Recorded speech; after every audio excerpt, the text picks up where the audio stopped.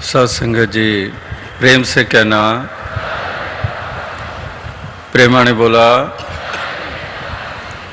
सत्संगत आज इस 46वें महाराष्ट्र संत समागम के दूसरे दिन भी आप कल की तरह उसी सहज भाव से, भक्ति भाव से, प्रेम भाव से यहाँ पर उपस्थित हैं और ऐसे सुंदर मनोहर वचन भिन्न भिन्न रूपों में श्रवण करके बहुत आनंद प्राप्त हुआ।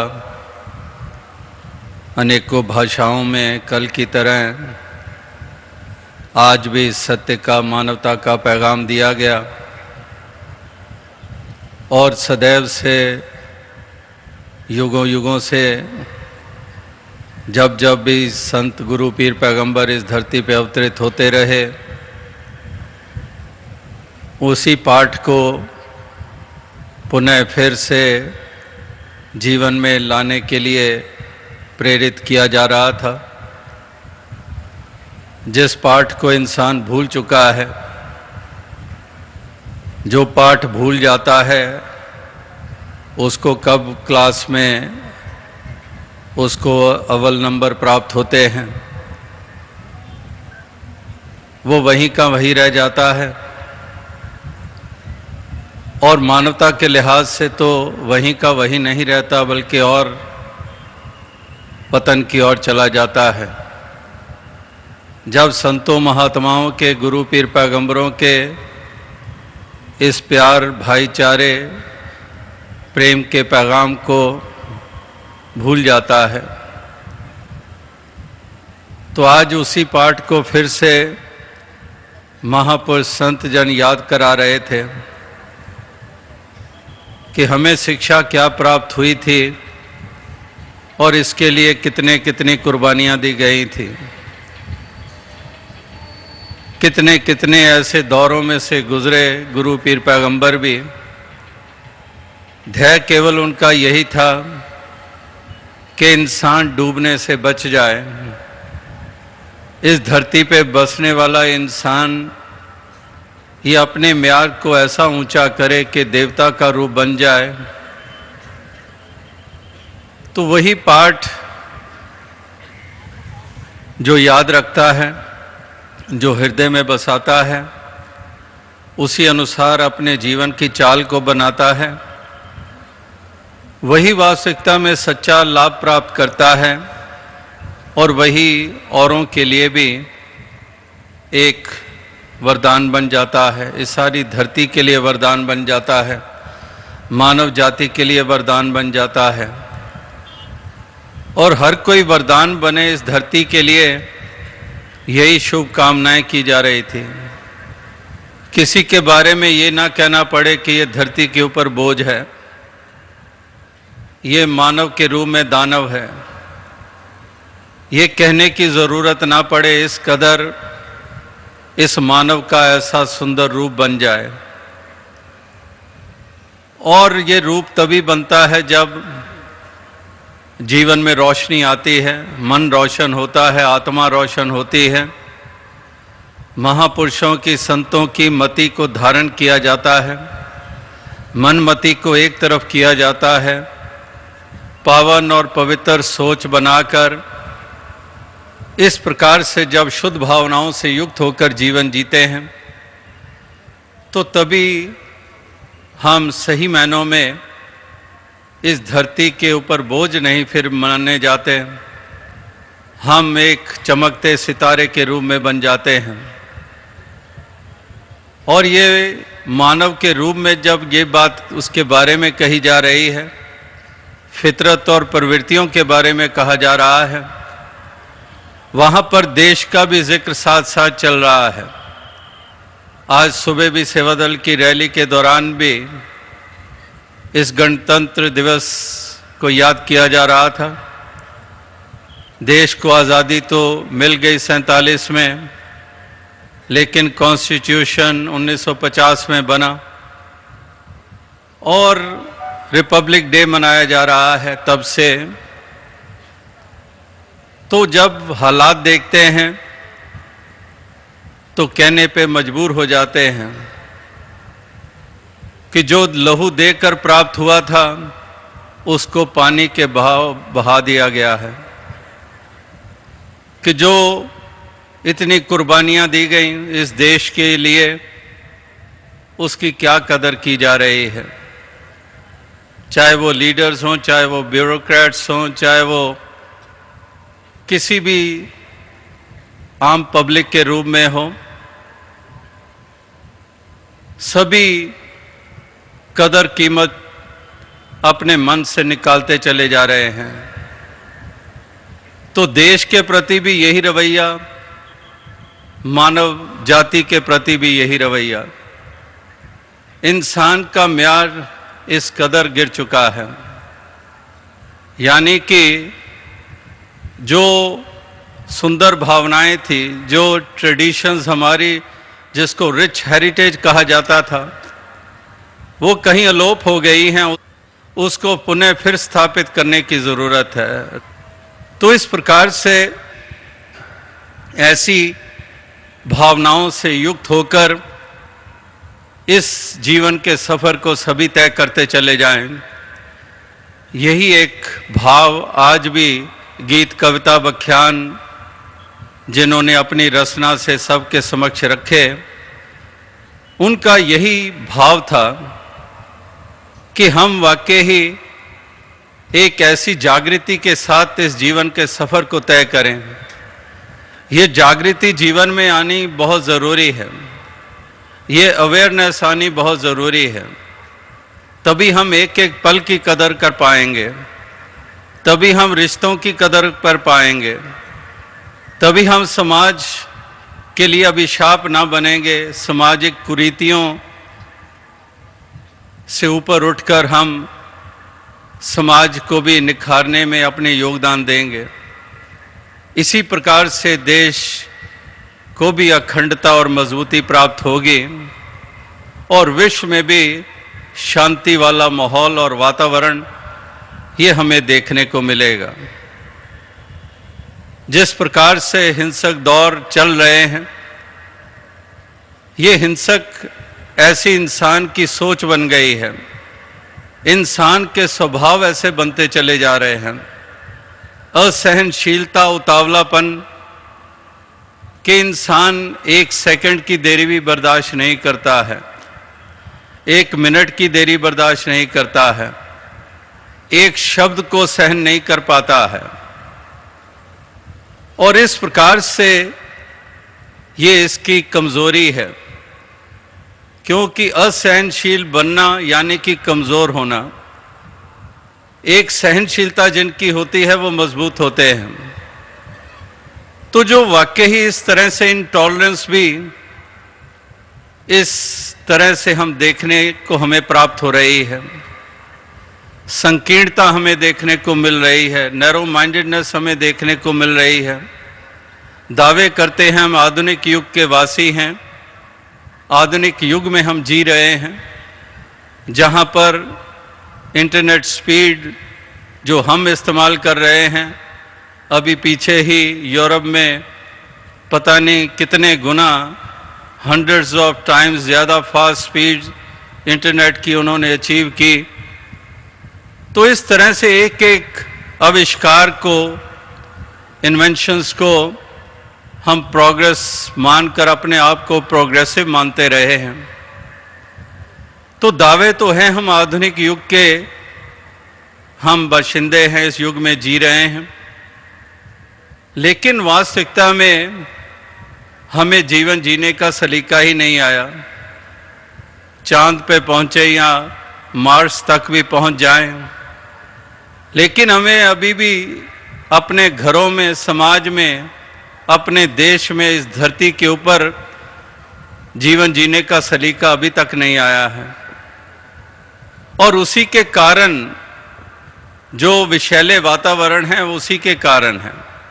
जिन्होंने जीवन को जीना सीख लिया, जिन्होंने अपने मन में उजाला कर लिया, जो भेदभाव से ऊपर उठ गए, जो सहनशील बन गए, जो दूसरों की सोच अपनी सोच से ज़्यादा रखने लग पड़े और सेल्फिशनेस से ऊपर उठकर जीने लग पड़े, तो उन्होंने ही इस धरती को राहत दी है, उन्होंने ही इस धरती को ठंडक दी है, उन्होंने ही इस मानव जाति का रुतबा इस परचम को ऊंचा रखा है। इस परचम को लहराए रखने के लिए वाकई ही ऐसी अवस्था वालों का ही योगदान है, यानी कि अंधेरे में उजाला भी है। अगर अंधेरे का जिक्र, अंधकार का जिक्र विस्तार से होता आ रहा है, डार्कनेस का जिक्र होता चला आ रहा है, वहां पर उजाला भी है। और उजाले का महत्व, डार्कनेस कहते किसको है? रोशनी का ना होना अंधकार होता है। इससे उलट नहीं होता कि अंधकार का ना होना रोशनी होता है, नहीं, रोशनी का ना होना अंधकार होता है।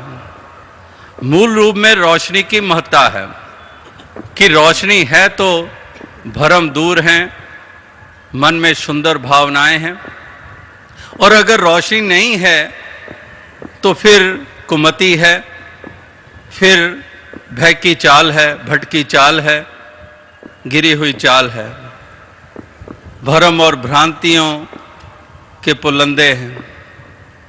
तो रोशनी का ना होना यही अंधकार को जन्म देता है। तो ये अंधकार से निजात पाने के लिए रोशनी जीवन में आनी बहुत ज़रूरी है, बहुत लाजिम है। और ये ज्ञान उजाला पाकर ये तन, ये मन, ये आत्मा ये रोशन हो जाती है, और इस प्रकार से फिर हम इस धरती के ऊपर एक ऐसे रोशन मीनार भी बन जाते हैं। जिन गुरु पीर पैगंबरों को याद किया जा रहा है, जिन्होंने इसी प्रकार से ये उजाला अपने जीवन में जहाँ पर उन्होंने लाया, वहाँ पर औरों को भी उज्जवल किया, औरों के मार्ग में भी ये रोशनी जो है ये स्थापित कर दी, ताकि भटकन से बच जाए, एक लड़खड़ाने से बच जाए, टकराने से बच जाए। यही रोशनी उन्होंने ये हर किसी के जीवन में लाने के प्रयास किए। तो आज भी वही भाव है, वही मकसद है इस संत समागम का, कि ये आवाज जगह जगह पर पहुंचे, जो हम एक सही ढंग जीवन जीने का जिसको हम भुलाते चले जा रहे हैं, हम वो ढंग सीख जाएं, ये जीवन जीने का सलीका आ जाए, ये मिलवर्तन का भाव पैदा हो जाए, मिलजुल कर एक दूसरे के बोझ बांटने का ये हमारा रवैया बन जाए, हम शोषण की बजाय पोषण करने वाले बन जाएं। इस प्रकार से हम मिलजुल कर ये मैदान हम मारते चले जाएं, हम कामयाबियां हासिल करते चले जाएं, दूसरे का दमन करके नहीं, दूसरे को पिछाड़ने से नहीं, एक दूसरे को साथ लेकर चलकर, एक दूसरे के सहयोगी बनकर। अगर इस मुल्क में भी रिसोर्सेज हैं तो एक प्रांत वाला अपनी रिसोर्स दूसरे से शेयर नहीं करना चाहता है। इसी प्रकार से कितने कितने मुल्क हैं, जैसे मार्टिन लूथर किंग की वो पंक्ति ने दास ने कई दफा दोहराई, जो उन्होंने कहा था कि I am not ready to believe that we can spend so much on creating nuclear and conventional weapons arsenals and we cannot feed our hungry children. I cannot believe. इसका मतलब यही है कि पॉलिटिक्स और इकोनॉमिक्स एक संकीर्ण रूप में रह गई है। तो इसी के कारण मिलजुल कर चलने की प्रवृत्ति ये खोती चली जा रही है। ठीक है, नेशनल इंटरेस्ट होते हैं हर किसी के, लेकिन कितना उसको नष्ट भी किया जाता है, नष्ट भी किया जाता है, क्योंकि इतना पड़ा पड़ा खराब हो रहा है, किसी से शेयर नहीं करना है। और यही एक इंडिविजुअल्स को देख लें जो लालसाओं से भरे हुए हैं, लोभ से भरे हुए हैं, वो कभी भी किसी से बांटना नहीं चाहेंगे। तो ऐसे थिंकर्स और ऐसे जिनकी व्यापक सोच है, जिनकी यूनिवर्सल थिंकिंग है, थॉट्स हैं, विजन है, उन्होंने हमेशा ही इस रास्ते को उत्तम रास्ता बताया जो वाकई ही एक दूसरे के काम आने के रूप में है। जैसे ये भी पंक्ति आपने सुनी है कि we must learn to live together, और if we do not learn to live together, we are going to perish. इस प्रकार से अगर ये मिलवर्तन का भाव नहीं होगा तो फिर कड़ी तो कमजोर होती चली जाएगी, और इस प्रकार से अकेले पड़ जाते हैं। अगर मिलजुल कर चलना आ जाए तो वाकई ही कोई काम बड़ा नहीं रह जाता है।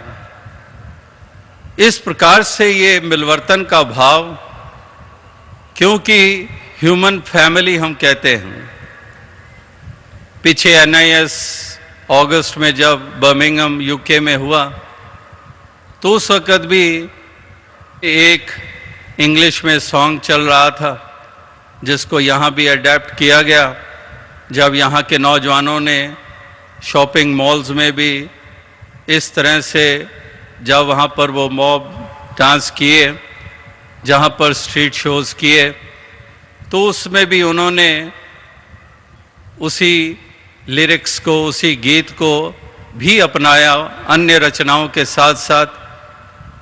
और उसमें वही पंक्ति थी कि मैनी रेसेस मैनी फेसेस, कि कितनी रेसेस हैं, कितने शक्ल सूरत एक की दूसरे से मिलती नहीं है, सब अलग अलग आकृतियां हैं। और उसको पूरी पंक्तियां ना कहते हुए जो एक पंक्ति जो लास्ट में कही जाती है वो यही कि वी आर वन फैमिली। तो वहां पर NIS में दास ने यही कहा था कि saints are always waiting for that day, they want to see that day when we can say that we are one finally. Family, we are one family. ये शब्द ही ना रह जाए। That we are one finally. Finally that day has come. Finally those moments have come in our lives when we are not a divided lot. We are one. We are moving in the same direction. We want humanity to be strong. We will make all our efforts to spread this light everywhere. The darkness prevailing in the hearts and minds of people, we want that it should be kindled. There may be illumination in everybody's hearts. तो इस प्रकार से महापुरुष संत जनों ने यही चाहा है, यही चाहते हैं कि वो दिन आए जब हम कह सके कि वाकई हम एक हो गए हैं। केवल उस तरह से एक नहीं, जैसे पहले भी दास ने जिक्र किया कि जब चाइना के लीडर यहाँ आए और नारा शुरू हो गया, हिंदी चीनी भाई भाई, हिंदी चीनी भाई भाई। और जब वो लीडर वापस लौटा चाइना में, शायद थोड़े महीने भी नहीं गुजरने दिए, इंडिया पे अटैक कर दिया। तो वो नारों वाला एकता नहीं, finally that finally we are one, कि वाकई उस दिन को देखने की इच्छा कि अब हम एक हो गए हैं। अब वो हिंदी चीनी भाई भाई का नारा वाकई ही वो देखने को मिल रहा है कि क्रियात्मक रूप उसको मिल गया है। इसी प्रकार से ये केवल एक मिसाल के तौर पर दास ने जिक्र किया।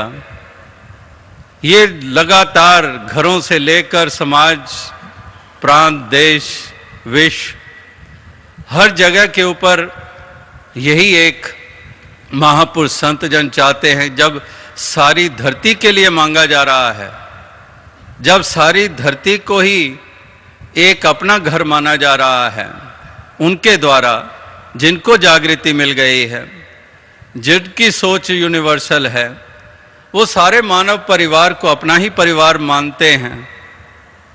तो ऐसी मान्यता ये हर किसी की बन जाए, यही एक महापुरुष संत जन ये चाहते हैं। तो आज भी इसी पे आधारित महापुरुषों ने अपने भाव ये रखे हैं कि हम इस प्रकार से ऐसे उभरें, ऐसी हमारी चाल हो, ऐसी हमारी सोच हो, ऐसी हमारी दिशा हो जो वाकई हमें मंजिल मकसूद पर भी पहुंचाए, और वाकई हम इस प्रकार से एक धरती के लिए हम वरदान बन सकें, मानव जाति के लिए हम वरदान बन सकें। तो विडंबना यही रही है कि महापुरुषों की शिक्षा कुछ और रही है और हमारी मान्यता कुछ और रही है। जो उन्होंने दिशा बताई, हमने उस दिशा की तरफ बढ़ना नहीं सीखा है। हमने वही दिशा अख्तियार की जिससे उन्होंने वर्जित किया है। हमने वही कार्य किए जिससे उन्होंने हमें बचकर रहने की बात कही है। उनकी शिक्षाओं को हमने हमेशा ही नज़रअंदाज किया है। इस प्रकार से महापुरुष कहते कुछ हैं और इंसान उसको अपने लिहाज से उसको मान लेता है, उसको एक अपने आप ही उसकी इंटरप्रिटेशन कर देता है, कोई लॉजिक्स बीच में ले आएगा और इस प्रकार से अपने आप को हक बजाने मानेगा कि वाकई ही मैं जो कर रहा हूँ वह सही कर रहा हूँ। और हकीकत ये होती है कि महापुरुषों की मति और शिक्षा से उसका कोई वास्ता नहीं होता है, वो उससे कोसों दूर होते हैं। महापुरुष संत जनों ने एक सारी यूनिवर्सल सोच रखने के लिए कहा कि सारे संसार को अपना जानो, और हमने अपना संसार मान लिया कि जो मेरी भाषा वाले हैं वो मेरा संसार है, जो मेरे पहरावे वाले हैं वो मेरा संसार है, जो पगड़ी वाले हैं वो मेरा संसार है, जो टोपी वाले हैं वो मेरा संसार है, दूसरे नहीं हैं। तो अगर यही मेरा संसार है तो फिर हम कुएं के मेंढक से ज़्यादा नहीं हैं। हम उसी छोटे दायरे में ही जी रहे हैं, हम उस कुएं से बाहर नहीं आए हैं। गुरु पीर पैगंबरों की शिक्षा कुएं वाली नहीं है, वो सागर वाली है, वो खुले गगन के वाली है, खुले आसमान वाली है। वो एक कुएं वाली नहीं है। ना उनकी सोच, ना उनकी शिक्षा वो कुएं वाली नहीं है, ना वो कोल्लू के बैल वाली है जिसकी मिसाल थोड़ी देर पहले भी आपने सुनी। तो इस प्रकार से महापुरुष संत जन वो यही इंसान को ये समझाते आ रहे हैं कि जो महापुरुषों का ध्येय था, जो महापुरुषों की शिक्षाएं थीं, उसकी तरफ हम गौर नहीं करते हैं, उसको हम उतनी संजीदगी से नहीं लेते हैं। हम उसको बस एक रिचुअल तक मान लेते हैं, बस ये पठन कर लो, महापुरुषों के जन्मदिन मना लो, फलां स्थान पे चले जाओ जहाँ पर वो थोड़ी देर भी भले रुके थे, बस पुण्य का काम हो गया, परमार्थ का काम हो गया। बस अब सुरखरू हो गए हमने ये दर्जा दिया, हमने ये कीमत डाली। उन्हीं की जिन्होंने रिचुअल से हमें दूर रखने के लिए सारा जीवन लगा दिया, और हम उन्हीं का नाम लेकर उससे कहीं अधिक रिचुअल्स में पड़ गए हैं। जब उस वक़्त इतने नहीं हुआ करते थे और गुरु पीर पैगंबरों ने उससे रोका हमें, हम उससे भी ज़्यादा अब करने लग पड़े। और उन्हीं गुरु पीर पैगंबरों का नाम लेकर इससे फिर साबित हो जाता है कि गुरु पीर पैगंबरों को माना जाता है, उनकी नहीं मानी जाती है। जो उन्होंने आदेश उपदेश दिया, जो समझाया, जैसी सोच जैसी दृष्टि रखने के लिए कहा, हरगिज हमने उसको नहीं अपनाया। तो इस प्रकार से महापुरुष संतजन ये लगातार यही बात समझाते चले आ रहे हैं कि हे इंसान, तू इस प्रकार से इस बात को समझ जा। इस बात को अगर समझ जाएगा तो तेरे जीवन की चाल ही कुछ और हो जाएगी। अब तेरी शुमार जागे हुए में आ जाएगी। अब तू सोए हुए की शुमार में नहीं है, अब तू जागृति वाला बन गया है। पहले अंधकार था, पहले निद्रा में थे, पहले भ्रमों में थे, पहले हमने इंटरप्रिटेशंस अपने ढंग से दी थी, या फिर हमने उनकी इंटरप्रिटेशंस मानी जिन्होंने धर्म का नाम लेकर कुछ अपनी खुदगर्जियां पूरी करनी थी, हमने उसको माना। लेकिन हमने ज़रा नहीं सोचा कि वाकई ही गुरु पीर पैगंबर की सोच क्या थी, उन्होंने क्या यही सिखाया था, क्या यही शिक्षा थी। हम पढ़ कुछ रहे हैं, हमें बताया कुछ जा रहा है, मनवाया कुछ जा रहा है, और इसीलिए हम धर्म के नाम के ऊपर भी हम पतन की ओर ही जाते चले जा रहे हैं, और धर्म को भी बदनामी प्राप्त हो रही है। तो इस तरह से किसी लिहाज से भी देखें, भाव केवल इतना ही है कि वाकई हम इस प्रकार से अपनी सोच को बनाएं, अपनी जीवन की चाल को बनाएं। आखिर कहीं अतीत था और आज वर्तमान हो गया है। अगर कल कोई इस प्रकार से बीज बोए गए थे, आज हमें वो काटने पड़ रहे हैं, तो आज अगर वर्तमान में हमने, भविष्य में हम मीठा खाना चाहते हैं, तो वर्तमान में हमें फिर बीज भी वही बोना होगा। इस प्रकार से इतनी चेतना, इतनी सजगता तो ये आवश्यक है। तो महापुरुषों ने कौन से बीज बताए हैं बोने के लिए? इस प्रकार से यही बीज बोने के लिए उन्होंने कहा है कि एक नाम का बीज बोलो, और इस सत्य परमात्मा निराकार को अपनी इस मन रूपी धरती में इसका बीजारोपण कर दो। ये इसमें बसा और इसी से फिर मीठे फल ही प्राप्त होने हैं। इसी से ही फिर सब हमें सुगंधी वाले फूल ही प्राप्त होने हैं। ये ऐसा बीज है जिस बीज से वाकई ही एक ऐसे एक सुंदरता ही हमारे एक जीवन में आ जाते हैं। तो महापुरुष संत जनों ने भी यही कहा है कि शुदा बीज पोती फले रसाला गोमती। इस प्रकार से अगर हम बीज सुंदर बोते हैं तो फल हमें मीठा प्राप्त होता है। तो इस प्रकार से ऐसे बीज इस मन की धरती में हम बोते चले जाएं, और इसी से एक सुंदर वृक्ष का रूप बने जो फलदार है, मीठे फल वाला, जो छायादार है, जो छाया देता है, जो फूलों से डालियां सजी हुई हैं। इस प्रकार से ऐसा एक सुंदर रूप ये हमारे जीवन में आ सकता है। तो उसी के लिए ही महापुरुष संतजन ये प्रेरित कर रहे हैं। एकत्व का जिक्र हो रहा है, यूनिटी का जिक्र हो रहा है, अवेयरनेस का जिक्र हो रहा है, प्यार भाईचारे का जिक्र हो रहा है। इस प्रकार से ये जितने भी वर्णन हो रहे हैं, जितने भी जिक्र हो रहे हैं, ये वाकई ही अहमियत रखते हैं। हर पहलू अहमियत रखता है।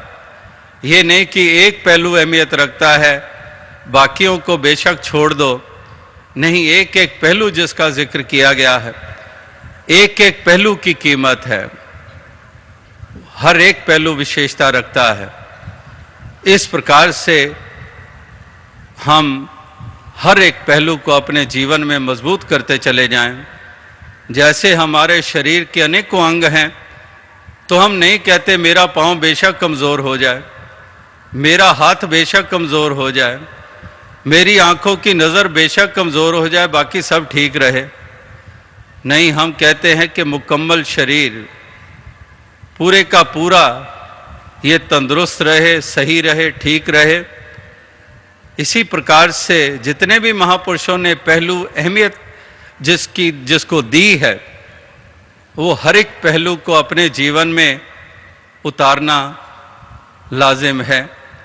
और इस प्रकार से यही शुभकामना अरदास की जाती है कि दातार कृपा करे कि ऐसी ही अवस्था हर कोई प्राप्त कर पाए, हर कोई सही रास्ते पे चलता जाए, सही जीवन की चाल हर किसी की बनती चली जाए, ताकि सभी यहाँ आए हैं जो इस धरती के ऊपर इंसान के रूप में पैदा हुए हैं, तो ये यश प्राप्त करें, ये अपयश के भागीदार ना बने, ये मुख उजला करके इस संसार से जाएं, ये बोझ और बढ़ाकर ना जाएं इस संसार से।